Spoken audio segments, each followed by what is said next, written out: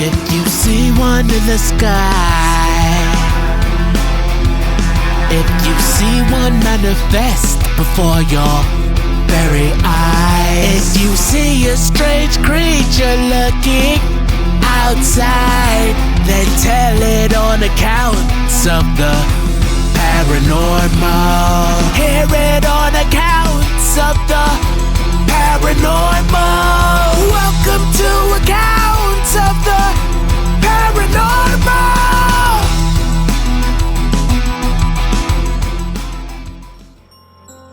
Welcome to the show.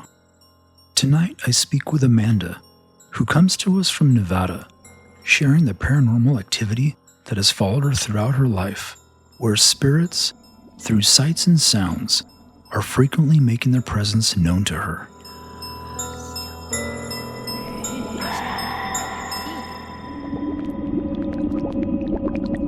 Amanda, welcome to the show.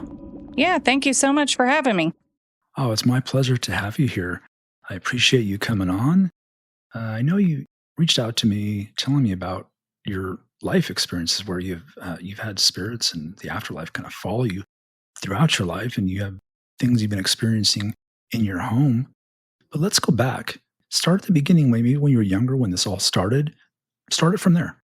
Okay, I think I'm actually from the East Coast originally, New Jersey, but at a point in time we lived in Florida, Melbourne Beach, which is on the coast, and we were in a family home that, my grandfather had purchased with his business partners. And we kind of moved down there first, and we were living there for maybe a year or two solely by ourselves, and the house was completely fine. Until a few years later, my grandparents moved down from New Jersey and moved my grandpa's mom in as well. So after she passed, which I was probably between 6 and 8, I want to say that the first time was probably 7 years of age. I have a younger sister who's 5 years younger than me. And I remember when great-grandma passed that there was a thing about her bathrobe. It was super special to her. She never let any of the women wear it. So when she passed, my mom and her sister kind of fought over the bathrobe. And it was, this hideous teal thing with like a ruffle thing around the neck. Well, that thing stayed in that spare bathroom across from where her bedroom was, where she passed in that home, for years. And right around the time that I was 7, we moved in to that house again with my grandparents. And I remember that I was sitting in the room one day, and the very first thing that I ever saw was this little boy in the closet. And I don't know what I was going in there for, but I looked down and I saw this boy almost sitting with, if you could imagine, with his knees up and his arms around his knees. And I can still picture exactly what he looked like, with a white t-shirt and brown shorts, kind of, but they were filthy and he was dirty. And I just looked at him because I was kind of struck in fear. And I remember running out and going, Mom, I need you to come and see this. And she came with me. And of course, by the time we got there, he was not there.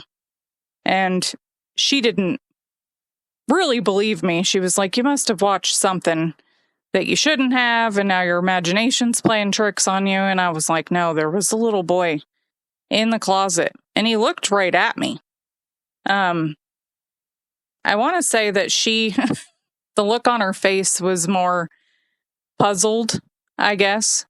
My sister was pretty little, so it wasn't for a while longer, I want to say, maybe a couple of years, and I saw my grandmother had passed in that same house in her room, and I think I was about 10 then, maybe 11, and I saw her clear as day, like maybe 6 months after she passed, in the laundry room at her sewing machine, and I went to go tell my mom, but I didn't have the heart to. You know, it's kind of one of those situations where I didn't even know what to say. But she just kind of looked up at me, and I looked at her, and I just got really sad, and I left the room. I remember I didn't tell anybody for probably a good year until we had family visiting. And I was telling my great aunt and uncle, and they told me they saw her in that same room after the funeral. So I thought that was super odd. And I don't know, I don't think my mother ever asked me. I know she heard us talking about it, but I think maybe she just didn't want to know. Because I saw her several other times, which I did start to mention eventually, because she loved the swimming pool. I saw her floating on a floaty in the pool. At least these were things that I was pretty sure that I was seeing then. And I, grew older and the family moved away, and that's kind of how we ended up over here on the East Coast. And we've been back and forth probably multiple times, but my graduation present was to actually go to Florida and visit with the family. So it had probably been 8 years since I had seen anything in that house. But just to kind of go back to this house, I took a friend with me. Her grandparents paid her portion of the trip, and she was super excited because it's Florida. And we were going to go to the beach. And, back then we had cash, all kinds of cash from graduation. And we went shopping and kind of dropped it all off in the dining room area. And I went to the restroom one night late and came back through, and my friend was like, yeah, before we press play on the movie, I'm going to use the restroom too. Only when she went that direction, all of our change and trinkets and things that we had purchased from the beach shops flew off of this table, and you just heard change just everywhere. And she came running, and she was like, Amanda, I can't go to the bathroom. There's something there. And I said, well, why did you throw it all over the ground? You could have just came to me. And she goes, I didn't throw that stuff. Something threw it at me. And so I went back with her. We walked together. And maybe a few days into that trip, we finally started being able to go to the restroom by ourselves. We didn't tell any of the adults in the house of the situation because it was just kind of odd. But I, again, this time saw my great-grandmother walking one way, and I was walking the other way. She just was on the other side of the table from me. And I went into the living room, and I kind of explained to my friend, I said, I think I just saw my great-grandmother. And she goes, I saw her too.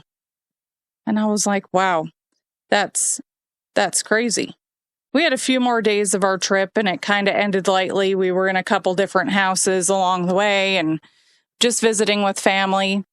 But my childhood was full of family occurrences. That house in particular, I think there was one more instance there with my sister that we saw this. Oh, yeah, because we went and ran and we told Mom this one, and it was late. It was like 2 a.m. We were sleeping on the couch in the couch pull-out bed in the living room, and we saw 3 faces bolt around the corner, but it wasn't like a person like you and me. It was like a see-through, but it was 3 men. You could tell that they had, like, one had a hat on, and we bolted and ran the other direction through to where my mother was, and she just was furious with us because she was like, what are you doing? It's 2 o'clock in the morning. And we were like, well, we saw people. walking through the entryway to the front door. And she was like, there's no way. She came out there and she didn't see anything. And, like most parents, I guess, either if she did believe it, she just didn't want us to think or be scared. But she claims she never saw anything in that house. And I always thought, well, maybe it was just because we were kids that we saw that kind of stuff. Your innocence kinds of, goes away as you get older. But that's not the case for me. It has never stopped. Going back to your grandmother, when you first saw her at age, I think it was 10, 11, you said? Yeah.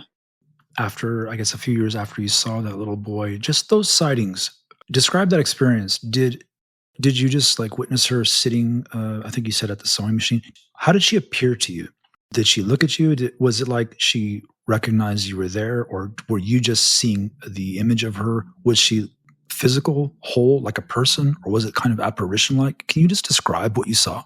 She looked to me like it was her, like you and me, like a person sitting at her sewing machine, and she just was, the sewing machine wasn't on or going, but it was like she was going to prepare to do something. And the funny thing is, I don't recall her ever sitting there in real life as a kid. I never saw her sew a thing. I know that thing was in there, but she looked right at me.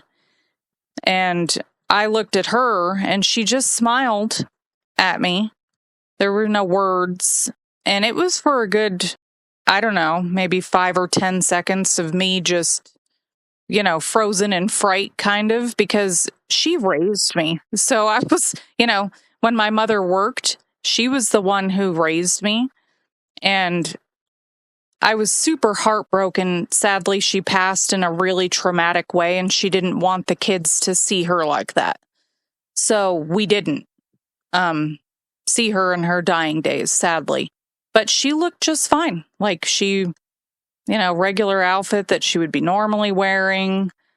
Same thing with that little boy. He just looked like a regular person to me, like he was just as real as me and you. Did you see either of them disappear?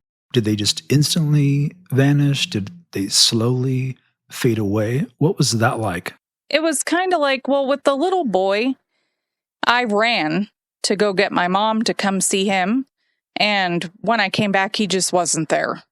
But with my grandmother, it was like, I remember getting that, sad, choked up start of a cry almost. And I closed my eyes, and when I opened them, she wasn't there either. Now, the great-grandmother on the reverse side of the table, she was like a see-through apparition. In fact, I don't even think her feet touched the ground, because this was a huge dining room table, if you could imagine. It had 8 seats, 2 at the head and 3 on the sides. Very large table. And I looked back, and I thought for sure that because she wasn't whole, she wasn't even touching the ground. It was kind of like she was floating past the table on that side. And I remember thinking that it was weird because, when we walk, we have that, like a stride, your shoulders move, and she was not moving, but her body was moving past me. And the 3 men that me and my sister both clearly saw, they were completely see-through as well, but they didn't have any body. It was just heads. It was 3 heads. Like they were all talking and joking around. They didn't even, I think they came to turn the corner, if I remember correctly. And we kind of saw a face, but it wasn't like a normal face. It was the outline of a face. That's crazy. Just seeing the faces. How scared were you? I was so scared. My sister was little, and she just kind of, looked at me, and we went screaming. It was probably 2:00 in the morning. And my mom was up on the computer playing a game. That was her weekend thing. And we just bolted through that door. Luckily, there was another direction that we could take. through the house where we wouldn't have to go the way that we saw these things, because I don't think we ever ran so fast. And I just remember my mom telling us, slow down. And she's like, okay, now what are you guys watching out there? And I said, I don't know. I don't even remember what we were watching, but I assume it was probably Nick at Night, to be honest. So I Dream of Jeannie or whatever used to play at that time frame, in the 90s. But it was definitely not scary. And we both saw it, which made it even better because we both looked at each other and freaked out and just took off. But she wasn't having any of it. She was like, no, that's not happening. She just wrote it off when you told her what you saw? Yeah. Every time, too. She was like, no, even in my teen years when I told her that I had seen my great-grandmother, because I thought, well, it's, been a long time, so maybe this is something that I can talk about without upsetting anybody. But even then, she was like, you're so funny with your ghost stuff. And I was like, well, it's not funny, even to this day, same thing. The items being thrown into the air when you guys went shopping, what do you think that was? I think it was, honestly,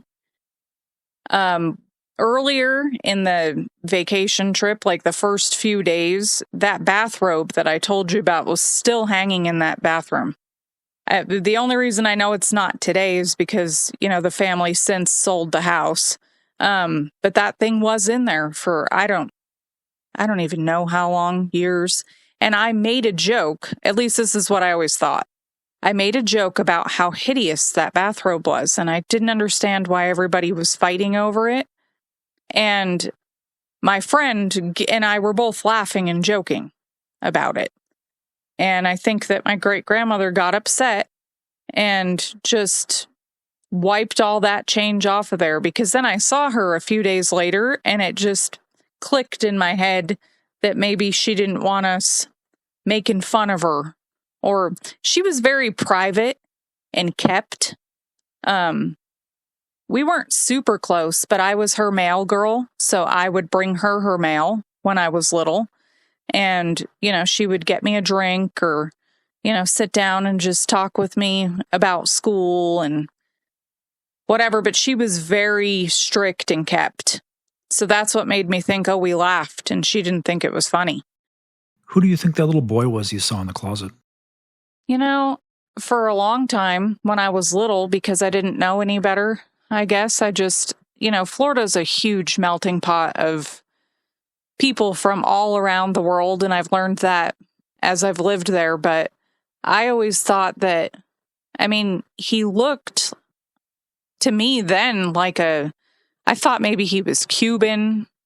So I looked that up. I did tons of research on that house, and the only thing that I can find is that there were, obviously, that's one of the oldest settlements in the United States, is that area, is that there were a lot of Native American tribes that lived there, and he did resemble somebody with that color skin tone. So it wasn't Cubans, because when I looked that up, but he looked scared. I thought that he came from the neighborhood because he was so real, but he was filthy. And I just remember telling my mom, there's this little boy in the closet and he's just sitting there crying and filthy, and he didn't have any shoes on, just a white t-shirt and tan shorts, dark brown hair. But by the time I got back, he wasn't there, and I never saw him again. Where did the experiences go from there? What happened next? So we moved to Nevada, and we have kind of been here on and off, I think, since right around my 9th grade year. The paranormal kind of let me be for a few years until I became an adult and got married. So a lot of my paranormal experiences now, funny enough, have stemmed from homes that I've been in my marriage. And it's funny because the apparitions are the same, and these ones appear to be coming wherever we go. So the first one that I saw actually was in my son's bedroom in a different house, not the one that we're in now, but I heard it first on his baby monitor. It was like a female, sounded like she was comforting him, but still, I'm the only female in the house, so I went running. And I saw a lady just outside of his room, like a ghostly thing, and I looked at her and looked at his room, and when I looked back, she faded out completely. She was gone. But the kids, both of our sons at the time had seen many things in that house. Our son that was 5 then was telling me he saw the neighbor in our house, and I was like, no, I don't really think that could happen. And he goes, no, he looked like him though. And a little girl who says she, was looking for the stairs, which is funny because none of the homes we've been in have had stairs. And I think from there was probably this house. So this house that we're in now, the one with the video that I shared with you of the orbs, has been by far the most active. So that female that I saw, 15 years ago, I've seen here. But there's also a man with a hat, that he's not like you and me, or he's a shadow figure, I guess you could say. And I think everyone in this entire house, minus my youngest and my husband, have seen him. So I want to say he comes around whenever there's an argument in the midst, whether that be that the kids didn't do their homework and they're all in trouble, or the husband and I are having a disagreement. He's very, very present. He will pose. It's kind of odd, but he poses as people as well. So in my living room looks nothing like it did in that video now, because we have different furniture, but the desk is in the same area over to the left there. And we have multiple times seen this man sitting at the desk in the chair. He will walk up and down the hallway. He talks, and I also have captured his voice. What sounds like he's telling, like little kids almost, go to sleep. It's time to go to bed. And in this, EVP that I have, because you don't see anybody in the video, the kids go, but I can't. I'm not tired. And so I want to say that guy, he sticks around. He's the only one that he moseys up and down the hallway. You can hear footsteps. I'm not exactly sure what he wants, but I'm pretty sure that I've seen him once before at the previous house. So I'm not sure why he and the lady are both here. You said something very interesting. The apparition of the lady that you had seen in your son's bedroom at a previous home, you saw the same apparition in your current home? Yeah, and the kids have seen her too, or described what she looks like. She's like a misty ghost, see-through type person. She's not whole, but she's also not shadowy. Who do you think she is? Why do you think she appears to you like that? That's very unique to hear that. Most people will see an apparition and then they may see others, but it's kind of rare to hear that you're seeing the same one. What do you think that's about? At first I thought maybe I looked at her too quick in the first house. Because I don't know. I remember when I saw her that afterwards I kind of got the guts to kind of go around, and the only thing I had at the time was an old Apple iPod, but I could record on it. So I walked around with it trying to catch EVPs because, my love for ghost hunters and all the other things. So I walked around and tried to get some answers, and I have no clue. She doesn't look like anybody I've ever seen before, but she does. There's one other thing that I haven't seen regularly, which I'm grateful for because I feel like that one's not so good. And that one is a little girl.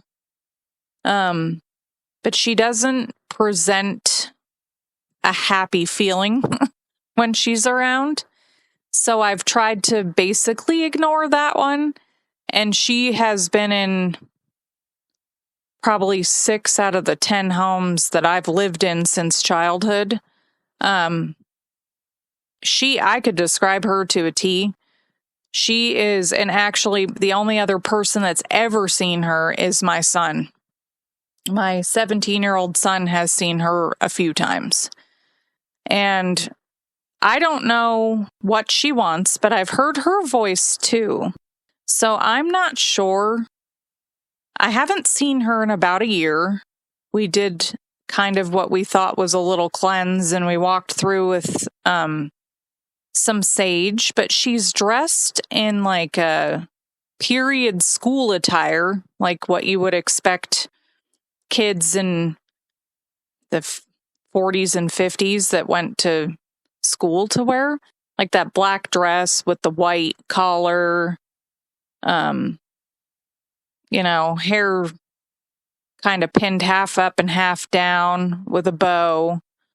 Yeah, white tights and black shoes. I could still picture it. Her dress might even be navy blue because when I see her, it's very dark. And since I saw her the last time, I now plugged in lights around my room because there's so many things that go on at night that it'll drive my brain crazy. And in order to go to sleep, I have to have some sort of light or be able to see a clear path across my room. Specifically, I guess, for her and that shadow guy with the hat, because they kind of freak me out. So no doubt. Yeah. You said your son has seen this little girl as well. What are his thoughts on it? How does he react? How does he describe it? He doesn't really like to talk about it. If we're not home, he will, because he thinks that she's here and she can hear him. So he doesn't want her to know that he acknowledges her presence.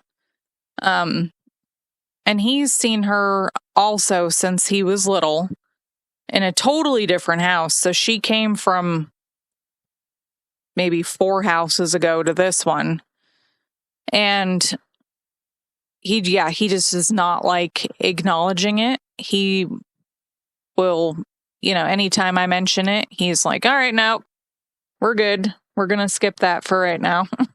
Like, okay. Sounds like whatever you have the ability to see and hear these spirits, looks like it was passed on to him. Yeah, he claims to have a lot of the same abilities that I do. He doesn't sound like a fan like you are, though.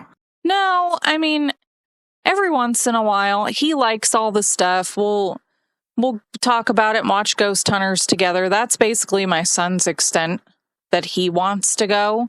He has more of a seeing ability than even I do, I think, which is kind of why he doesn't want to talk about it.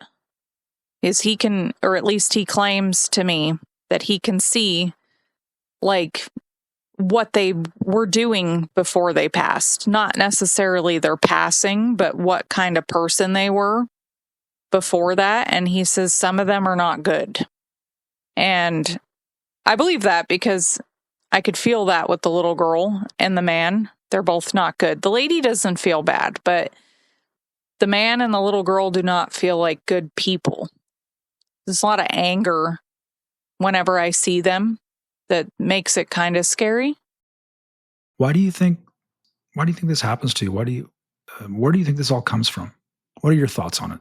I think, well, I've had this discussion with my dad. Sadly, he passed, but, the story was that the women in the family had this gift, which he didn't tell me about until just a few years before his passing. He finally kind of explained. And I don't know, I sort of feel like I do have certain abilities that maybe they kind of flock to me for help. So what I've done just based on the research that I've done is try to get them to go to the light, I think maybe that they just have unfinished business here, or maybe past in a way. I feel like some of them might be residual over the years, but some of them definitely have this, unfinished business, and maybe they don't know how to find their way to the light. Do you have success with that when you have tried to maybe communicate with them and ask them to do that? Do you see them again? Yeah, I haven't seen the lady in a while since the last, we burnt some sage and we just went around and kind of explained, this is our house, we live here. I'm not sure if you're from here, and we just kind of went over that, and the lady kind of drifted out, and nobody's seen her since. And I've not seen the little girl either, so I'm not sure if she was attached to that or if she was something negative that maybe bred in just as an attachment from something else. But the guy, he's here, and the craziest part about him is that for the most part, every kid, I think, and maybe half of my friends have actually seen him. Some in broad daylight and some in the middle of the night. So I think that they're stuck, and maybe I'm not able to help in the right way for some of them, but some of them seem to have taken off. So I want to say that I maybe helped some of them.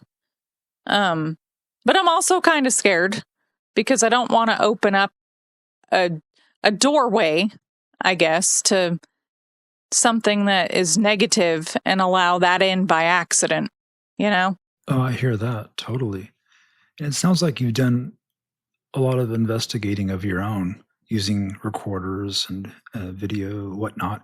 Have you ever reached out to like some type of paranormal group? Have you ever sought help and had anyone come in to see what they might find? No, in fact, it's funny that you mentioned that because I had looked a few times and there's really not a whole lot here, at least that I've found, in terms of people in groups. And I was just telling my friend the other day as I was messaging you that I should probably look into that again and see if there's somebody in the area or a group, that can come in and kind of guide me in the right direction. A lot of the land around here is, and was reservation land at one point. And, they've dug a lot of it up to build the freeway. And I don't know. I think that it's definitely, you stir up things when you change things. Spirits know. And the ones that are here, I feel like have been here for a while. There's some that are less noisy, I guess, that I've only caught voice of.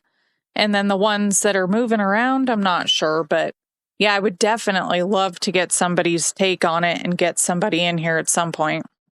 Yeah, that would be interesting, and to see what they might find that you might not have experienced yet yourself. Does the activity, is it random, or do you see it happen at certain times of the month or of the year? Do you see it spike at any particular times or when you're doing any certain activities? Yeah, I've noticed, and this is kind of funny because, this is something that the family always told me, that if you watch the ghost stuff, you're going to see it more. And it's funny because I'm a a Halloween and horror lover year round. In fact, we do a huge production at our house every year for the neighborhood, and it definitely seems to increase around the Halloween time frame between September and November. But it's very random too, because it happens at odd times. I've tried to pin the time down, and a lot of it will start like right when I, get into my bed. So I'm still very much awake. Sometimes I'm asleep for just a few minutes. I'm very, very light sleeper.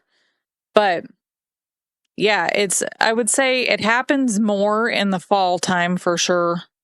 And I'm not sure what that's attributed to, but yeah, it definitely spikes around that time. Most of my footage is, I guess, in the September, October range every year. I had a recent one, and I'm so sad that I lost it because it was kind of like a household argument, this video. And it was weird. I'm a crafter in my spare time, and my desk is an L shape, and it's very large.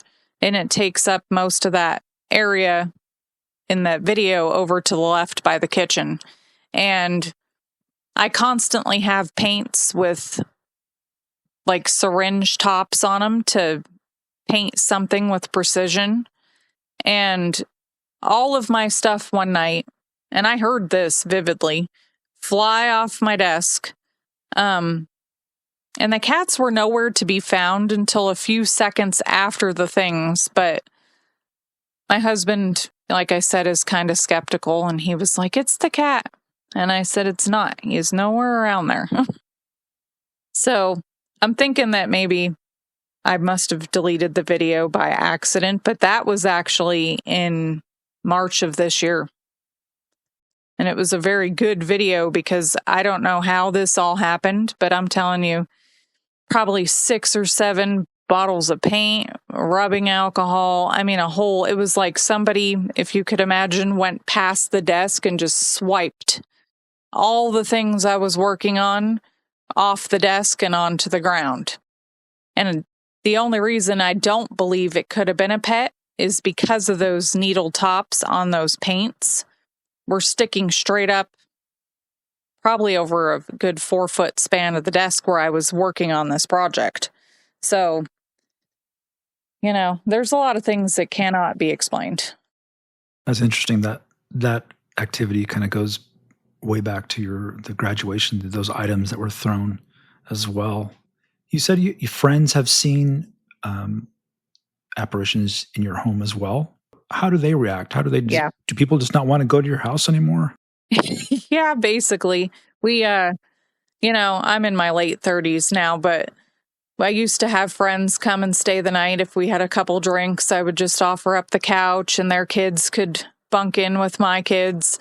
And we've grown older now, but that was some of the reason why the friends did not want to come. In fact, one of my family members who has the same name as me, my cousin Amanda, she did not want to come stay the night again on the couch. Not at this particular location, but at the one where I initially saw that lady years ago.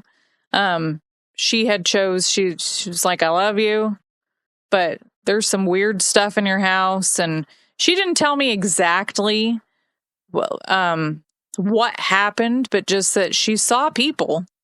And she goes, "And it wasn't you walking around in your house." And I could feel it. And I said, "Yeah." I frequently have, I swear, somebody comes and sits on the bed, on my side specifically.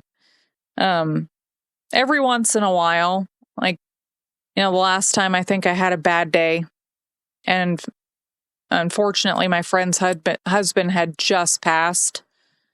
And I don't know who it was because I couldn't see. I had my nightstand light on, but it felt like somebody came and sat right next to me and just put their hand on my leg.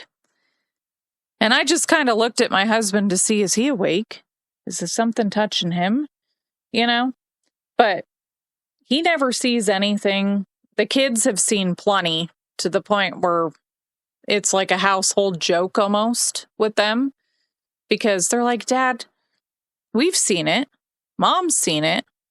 And I don't know what it is, but they just will not do or perform anything in his presence at all. You hear that. And like myself, I've been very interested, and kind of like you, I've always been into the paranormal shows and horror movies and all that. And I've had some strange things, but nothing like what you expect. I've never seen an apparition. It just doesn't. I know people who have, but for some reason, kind of like your husband, although I'm not a skeptic. Yeah, I don't see anything either. You certainly have some kind of connection, as you had mentioned to me, with the afterlife, and it seems like it's passed on to your son as well. Yeah. I'm kind of grateful that the girls don't have it and my son kind of does. And we've gone over, kind of, it makes you feel a certain way, I guess you could say. I've encountered probably so many instances that I couldn't even recall them all. Of all the little things and the little things that go missing and move around. And I'm not talking things that like kids can take and move. Things that even my husband actually have found odd. We recently, the kids took it initially, was my pair of black tweezers. And we were out putting our Halloween decor up, and my husband goes, "What are these doing on the dryer?" And my daughter goes, "Oh, because you called me out." So he hands them to me, and I come back into my room and I put them up in my makeup stuff in my vanity, and I walk back out, and maybe like an hour had gone by. I shut the door behind me. My husband and I were both getting ready to leave the house, so I came back in and I was fixing up my makeup, and my husband walks in and he goes, "Did you just put the tweezers on the cat tree inside the door instead of putting them away?" And I said, "No. I put them up and I looked and they were no longer right there." And he goes, "Well, here." And he hands them to me. And I said, "Okay." That was weird. And so I put them up and we go about our business, and we get home and they're sitting in front of the kitchen. So I checked the camera to see if the kids were just messing with me. Like, took the tweezers. But they just randomly appear in front of the kitchen. Like, I don't know how they got there. You don't see anybody. Nobody took them and put them there. But they were like right where the carpet meets the linoleum of the kitchen floor. And he was shocked. He's like, "Are there more pairs of these around?" And I said, "No. They're the only ones I have," which is why I get upset when they're missing. And so he handed them to me a third time. And that wasn't enough to make him a believer at any level?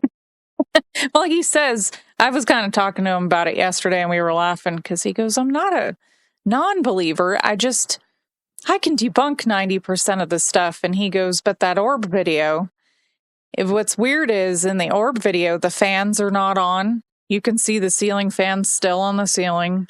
The air conditioner's not in use. It's, off, or you would hear that loud blowing sound in it, and you don't." The video that you had sent me as well, is that the one you're talking about?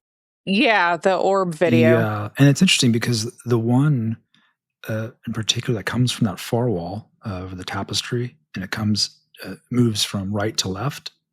But then that third one literally goes from the ground straight up. So if there was any kind of airflow or breeze, I would think that third one would have gone up, been captured by that draft, and then gone to the left as well.